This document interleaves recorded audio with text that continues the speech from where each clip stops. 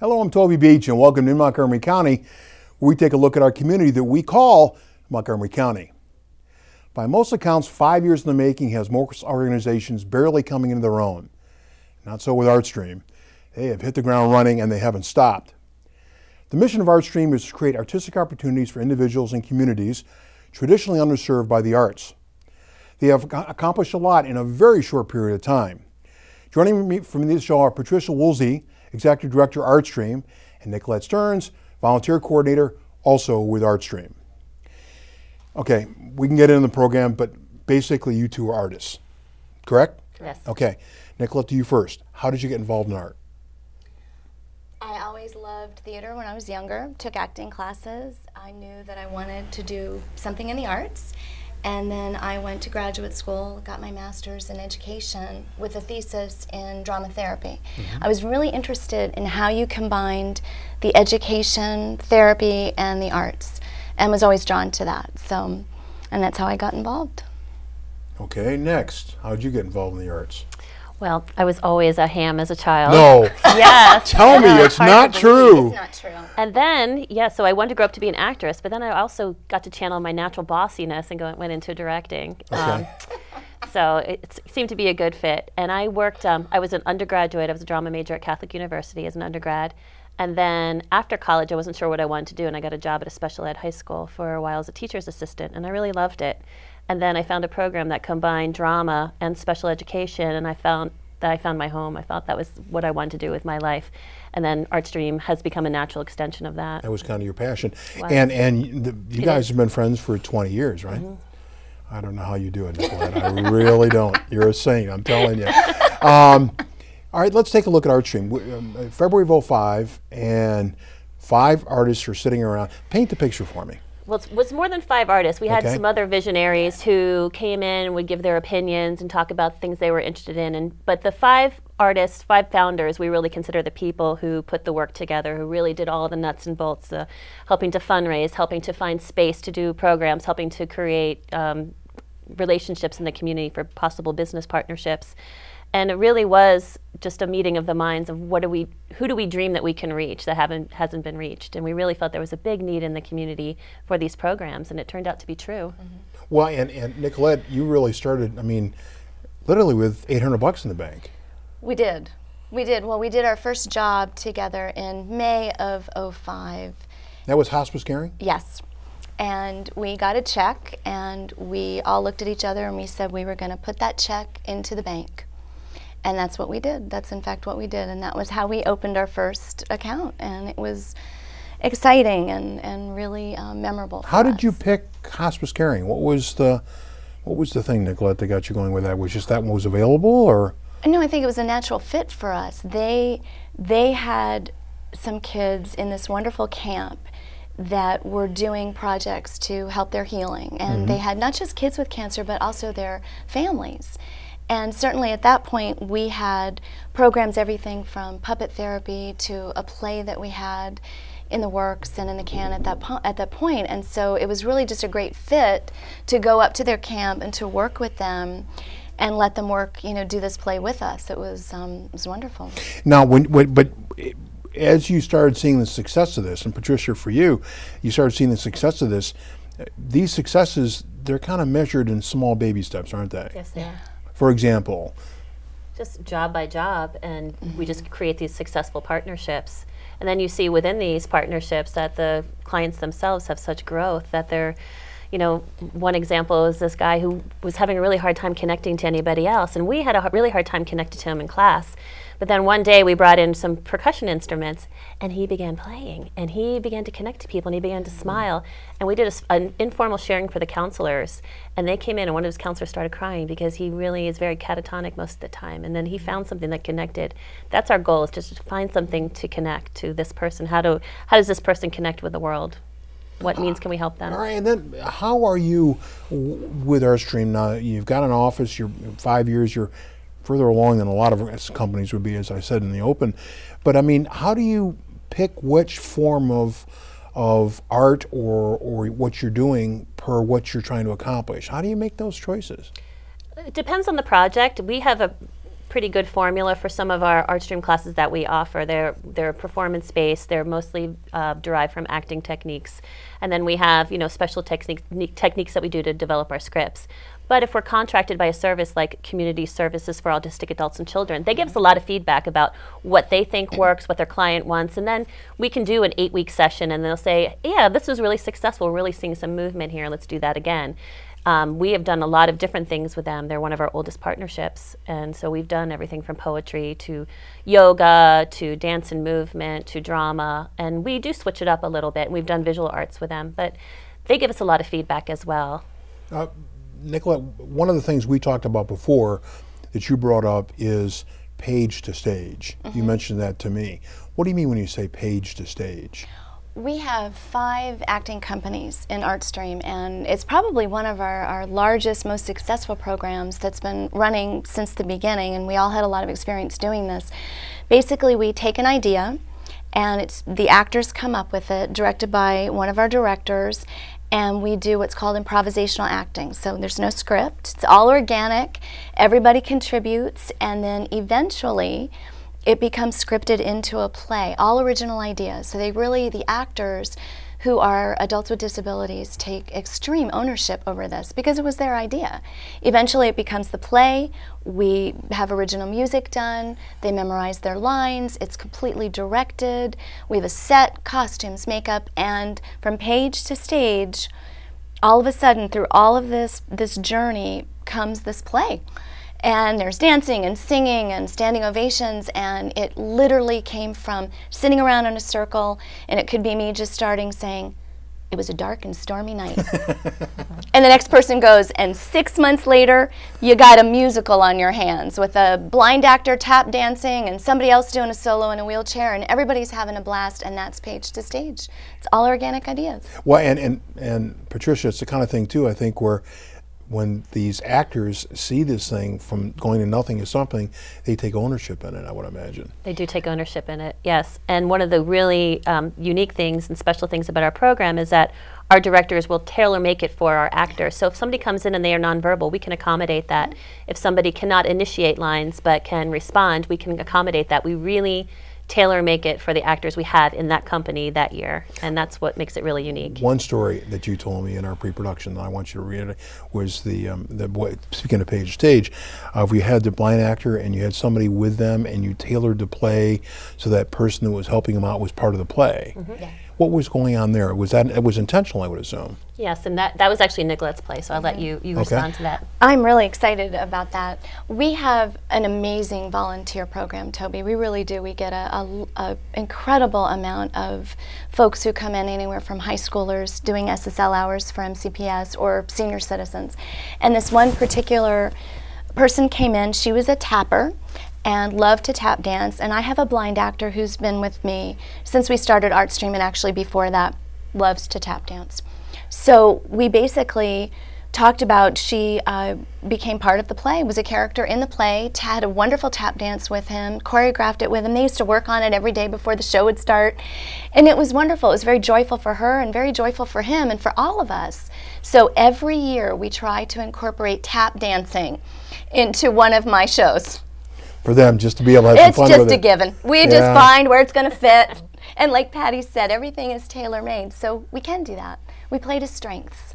And this blind person was there. You actually had somebody that, as I said, that was there. You were able to tailor a play for that person. Absolutely, absolutely.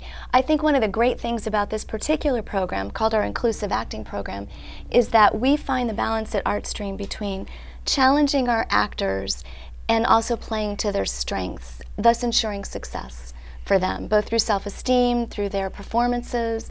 So we really find that that process works really well for both the actor and for the young lady who came in to tap with us, for everybody.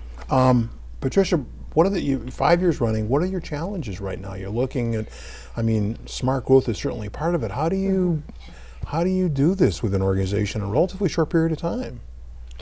Yeah, we're just very careful about the partnerships that we create, and often with partnerships, and I think all nonprofits are a little bit cautious about who they partner with. You know, a lot of these are a year in the making, a year and a half in the making, and then once you get into a good relationship with someone, it's, you know, the mechanisms are there, and you just work out your relationship. You know, funding is always a challenge. So, you know, we're just as challenged as anybody else, but unbelievably in this economy, we've been growing. I just think there's a real need for what we do and a real hunger for what we do, and people are trying to find a way to work it out. How are they doing it? I mean, it's you say it's tough, and yet you seem to be growing. Yeah, we've been contracted by more organizations, and our individual funders have come up. We're kind of on the Barack Obama plan with lots of people giving a little money, and I think that's, you know, we really didn't have anything to lose, so we weren't losing big grants. So in a way, we were it was fortunate that we were in a young part of our nonprofit life when the recession hit. I can't wait in the second half to hear about your programs. Great. Hold on.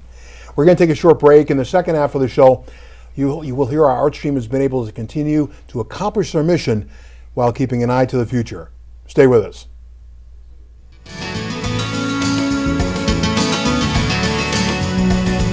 Hi, I'm Greg LeMond. As a professional cyclist, I had one goal in mind, and that was the finish line. Today I'm riding for an even greater goal, the cure for diabetes.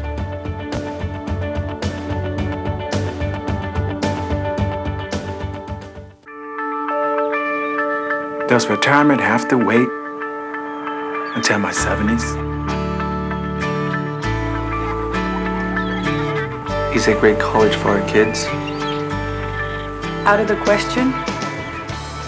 Will I always be working weekends just to stay out of debt? Is the American dream Out of our reach? Not if we can help it. We're the National Endowment for Financial Education, a non-profit organization dedicated to helping people just like you get smart about their money. Log on to smartaboutmoney.org today and start taking control of your financial life. Help is closer than you think. Severe death. A massive earthquake has rocked the city. Worst natural disaster this region has ever witnessed.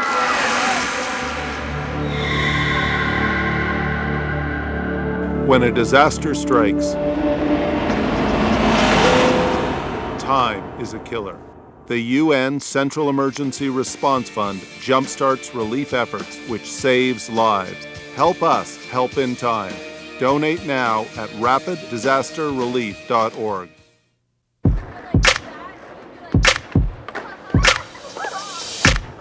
Plant inspiration. Provide youth with the creative tools and skills to cultivate it. And you'll be amazed at what can grow. Adobe Youth Voices and the Peapod Foundation. Learn more at plantandinspire.org.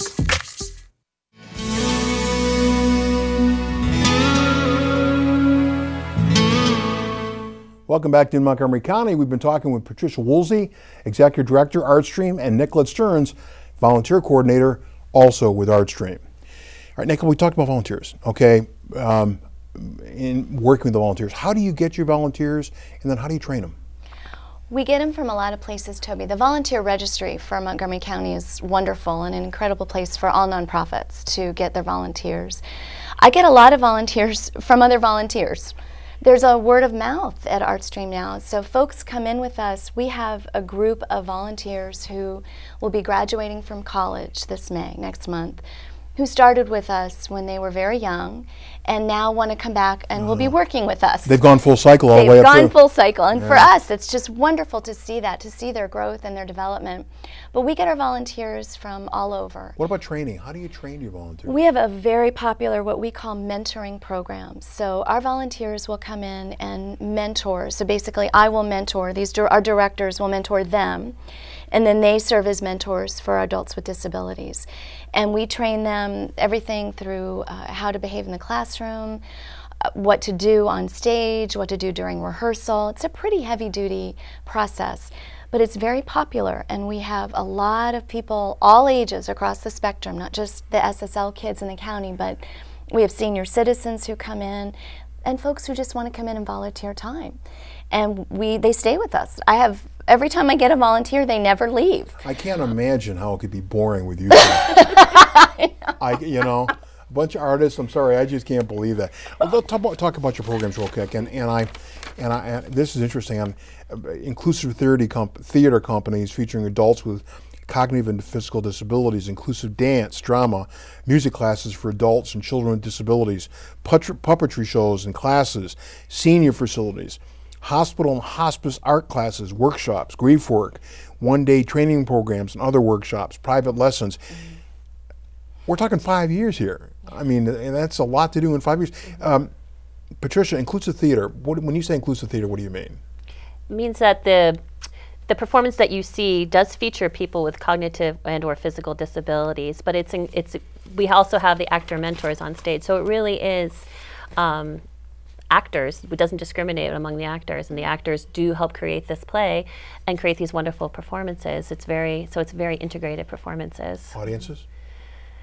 Yeah, and the audiences too, and one of our big goals is to really challenge audiences into what people with disabilities can do. I think when people come to our performances for the first time, they're really shocked and amazed, because I think sometimes they come out of duty, or they're obligated to come, and then our audiences have been growing. People come and are really entertained and touched, and it's a very different kind of theater, but it's a wonderful kind of theater. The shows are really good. That's important. Larry, can we bring up the pictures? We'll go through the pictures real quick too, because this is a great example of some of the things that are available here too, especially with some of these. Go ahead, ladies. That's from the Arlington Inclusive Theater Company. So that is one of our companies that feature adults with disabilities. And that's from our Silver Spring Inclusive Company last year. And that's from our one of our Gaithersburg Inclusive Companies last year. Well, he looks serious, doesn't he? And that's from Silver Spring Inclusive Theater Company. This is from the movie set of our movie Nights of Glory. We're going to talk about that. And this is from the Arlington Showcase, which is a new company this year. This is one of our projects with Kids Enjoy Exercise Now. We offer music and movement classes to adults once a month. This is from Kickball the Musical, which is an Arlington show. Why can't they look like they're having so much fun? And this is from A Mystery to Me, which was one of the Gaithersburg Inclusive Company shows. This was from a partnership we did with Paul VI Catholic High School. And this was from Arlington Company this year, Has Been a Loser. And this is from Nicolette's show last year. You're having so much fun. Yeah. And this is an elementary school class. There's a drama class there. And this was at Camp Caring last year. This is when we presented Nights of Glory, and this is the audience interacting with the actors. This was a partnership we did Glebe Elementary School. This was at Children's Inn at NIH. Oh, yeah. This was a puppetry class we did at the Catherine Thomas School. And this was an adult program we did a few years ago in the summer, where they had artistic experiences where they went all over the city, and we went to museums, and we went to different plays, and we were just part of the community and having these artistic experiences all around DC. It was really fun. And we would talk about them and travel to different places. It was wonderful, wonderful. This is a great quote. I told you I was going to read that. This is something you said, Nicolette. The performing arts are a safe place to let emotions out. Excuse me. It allows for distance, so it's not like therapy. It's more abstract, so people don't feel forced to express themselves. The arts don't discriminate. You can role play to create distance if you want to. What did you mean by all that? Well, I work individually with a lot of our adults with disabilities, and I've seen so many just wonderful moments of growth for folks. And I think what happens in theater in particular, but you see it in dance and art as well, and music, but in theater especially, there's this incredible distance that you create, but at the same time it becomes therapeutic in nature. So for example, I have actors who work on, let's say, social skills. So they really want to increase their social skills. Perhaps they have autism and want to increase eye contact, or know what it's like to take a bus and go to a restaurant, or maybe go to Borders. But those things are really hard. Well, if we role play them over and over, and we practice them, and they get comfortable doing it with me, then little by little they'll try to do it. And so those role plays, those distance experiences, then become real for them. And we see that constantly. We see it in actors who are so scared and so nervous, and yet at the end of one of the inclusive experiences, I cannot get them off the stage. Are we talking about Patricia, or are we talking about that? There's a resemblance here, I think, too. I know, pretty much everybody at ArtStream sort of loves. You know, what's really nice, too, we talked about Nights of Glory. Let's talk about that for a second, Patricia. I mean, this really is a new venture for you. What's Nights of Glory? Well, Knights of Glory started out as a theater piece, an original musical. It's a fairy tale allegory that was created by one of the co-founders, Sally Kinka, and a musician, Daniel Villar. And it was created to help children deal with crisis. So it follows the journey of this princess who is going through terrible loss and challenges. And this toured to different hospital and hospice organizations last year in the Washington, D.C. area. It's a movie, right? Well, it was a play first. Okay. And now we've done, it was a one-act play. It was originally a two-act play, but we cut it down to one for the touring purposes. And then we had the crazy idea, let's make a movie. Why not? In the summer when it's really hot. And so we made an hour and 45-minute version of this that will be put up on the web in webisodes, and so that children all over the country can interact with the characters and see this Knights of Glory. We're still working out the mechanisms for getting it out there. Tomorrow I'm leaving for Minneapolis for the Society in Arts and Healthcare Conference, and we're talking about this project and some of the challenges we've come through and what we hope it will be. So it's a very, very exciting project. But it's a perfect example of how you started in one form, put a bunch of artists together, you never know what's going to come available. And now what you've done is you branched out, and the whole idea of not only branching out to a new venue, but also it's a different form of outreach. Yeah. It is. It is. It allows you to outreach more people. Yeah. It's something that's never been done before, so we're really in new territory. Speaking of new territory, North Carolina. Yeah. How did you get involved in North Carolina? Well, one of our co-founders, her husband was redirected to North Carolina through his job. And so instead of seeing this as a sad thing, which it is, I mean, it's a great loss for us up here, but we're seeing it as we're able to reach more people in North Carolina now. So she's making her relationships down there. She just did a puppet show with Ronald McDonald House with one of our other actors, and she's really starting to reach out into the community. Yeah. But she hopes to satellite some of these programs. You know, she's an expert in working with people with disabilities. She's an expert in hospital and hospice settings as well. So she is the person to go out and do it. Yeah. Nicolette, we talked about now, I mean, you've done a lot. Seniors, that's an area you're dealing with too, isn't that correct? Yeah. That's a huge advantage for you. It is. It's a whole untapped source, isn't it? It is. And we're taking a really different approach, Toby. We have this incredible program where we're going into senior centers, and we're basically doing life stories through various artistic mediums. And it's really been receptive and so well received, and we're just watching. It's wonderful to see these seniors be able to share all these details of their lives through music and puppetry and drama and poetry. And they have really embraced it. So we're pretty excited to be moving in that direction as well. Larry, if we can get a web page up too, that's important. Kind of flash what's available on your web page. Future is national model, maybe? We hope so. We think that these programs are successful, and I think they're very unique. And I hope that we can empower other organizations to do what we're doing. So I think it's important to reach as many people as we can through the arts. All right, speaking of reaching people, we talked about partnerships, a couple things. You've really been able to form a variety of partnerships. Yes, we have. Such as?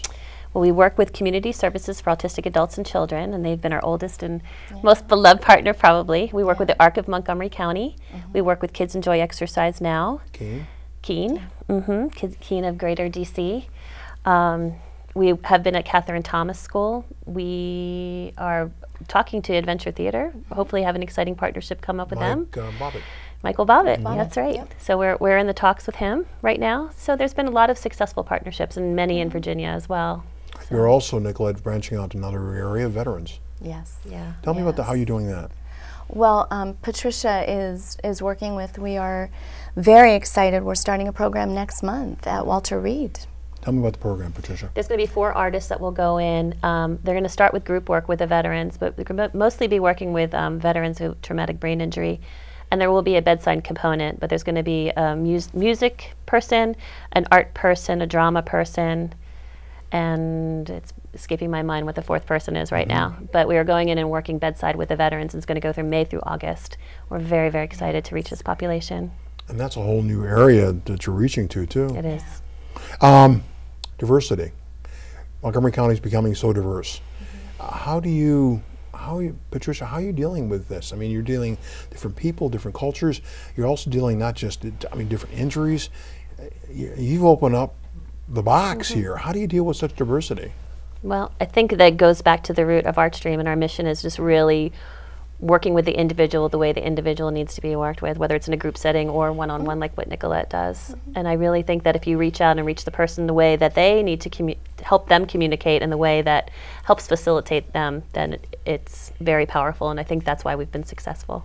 Is to be able to do that and reach out to a variety of people. Yes. Plus, you've got an incredible group of people too that's able to work with and be able to do the partnerships and all that. North Carolina, the world tomorrow, maybe. Maybe you could be. Sorry, North Carolina. I'm so glad you didn't go to Germany. I really, really am. Tell the story. Tell the story. Come on, tell the story. When you started this, come on. Oh, this is a long time. This is a long time ago. Okay. Her kids are quite old now. 15, 16 years ago. This is a friendship in the making. Go ahead. Yeah, Nicolette said, should I have children or should I go to Germany? And I said, go to Germany. So I had kids. And she had 3 kids now. But look at what's, honestly, that's got to be really successful for you guys. I mean, to see in a relatively short period of time, in 5 years, to see what you're doing and how you're doing it, that's got to be incredible. I mean, to be able to see the wonders, not just in the organization, but also what you're accomplishing, how many communities you're actually serving the arts to. Yeah, we're pretty proud. Yeah. That's really wonderful. Let's talk about thank yous for a minute. If you had to thank organizations or people, who are your thank yous? Well, definitely Jim and Carol Trawick Foundation. They've provided us a home for the last 2 years. Carol's so wonderful and so supportive of us. I wouldn't be here if it wasn't for them. I know. And the Arts and Humanities Council have been very generous to us. The Jim and Victoria, Max and Victoria Dreyfus Foundation have been very generous to us. We're very grateful for our partnerships with ARCA Montgomery County and Keene and CSAC and all the hospitals who have opened their doors to us. So, and all the individuals who have been giving over the years. Those $25 really do make a difference. Well, your board of directors too, isn't it right, Nicolette? Oh, yes, absolutely. We have a wonderful board of directors, and I agree with Patty. There are a lot of folks, some of our actors with disabilities will send $10. I mean, we have a lot of people who really contribute to ArtStream, and then we have this wonderful board that gets out there and does what they have to do. Absolutely. Thanks you both for coming. Thank you. Thanks for telling the story. Thank you. Thank you. And thanks for laughing so much. In February of 2005, several people were sitting around a table thinking about some way to extend the arts reach to communities that may not be able to participate in them. With $800, the vision of ArtStream was born. Since then, they have been able to bring the arts to such groups as people with disabilities, hospitals, seniors, and soon to our veterans. It is amazing how ArtStream, with its form of art therapy, has touched so many different people in so many different communities. It is true, the arts do not discriminate. Hopefully this discussion has helped you all understand a little bit more about our community we call Montgomery County. We welcome suggestions for topics on our show, and you can email us in care of inmontgomerycounty@yahoo.com. We'll see you next time.